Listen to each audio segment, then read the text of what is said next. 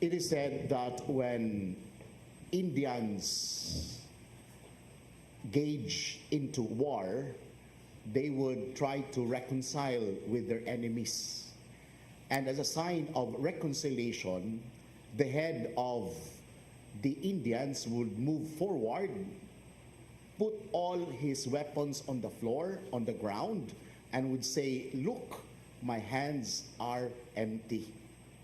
On the other hand, the leader of the other tribe would also put all the weapons on the floor, would open his hands and would say, "Look, my hands are empty. We are now ready for reconciliation." Then the two heads of the tribe moved forward and extend their hands, and they make the handshake. And that is the history why nowadays we extend handshakes whenever we want to extend friendship and welcoming to other people.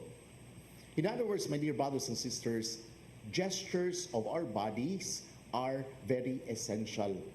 They speak of what is inside our hearts, our intentions. In our gospel reading today, Jesus is reminding all of us not to commit the sin in order for the little ones to be committing sin, especially the sin of scandal. And Jesus tried to emphasize three parts of our bodies: the hands, the feet, and our eyes.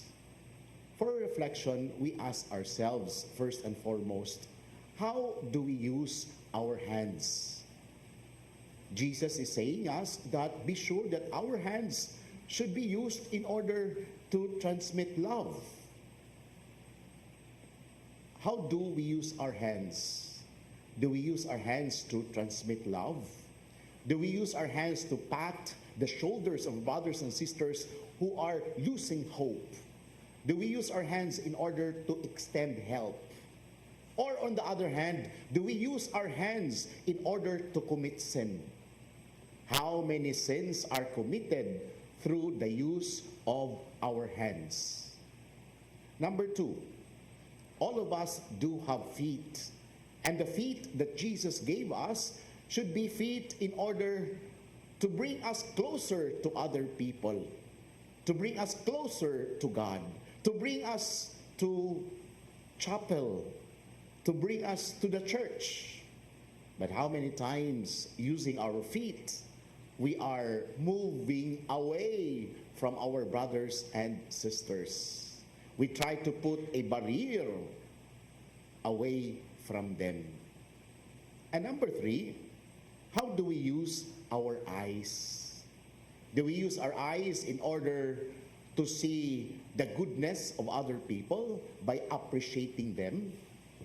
Or do we use our eyes in order to look what are the ifs and buts of other people?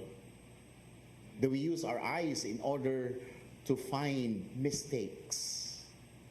And I would like to add the fourth one, which Jesus did not mention in our gospel reading today, which is very important. That would be our mouth. That would be our lips.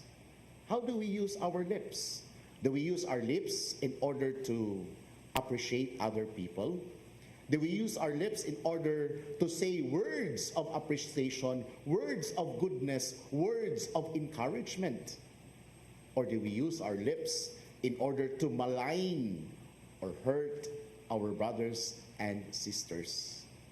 My dear brothers and sisters, we should be grateful that we have different parts of our bodies, not only for us to be effective on what we do, but we have the parts of our bodies not to bring us away from the Lord, but to be closer to Him.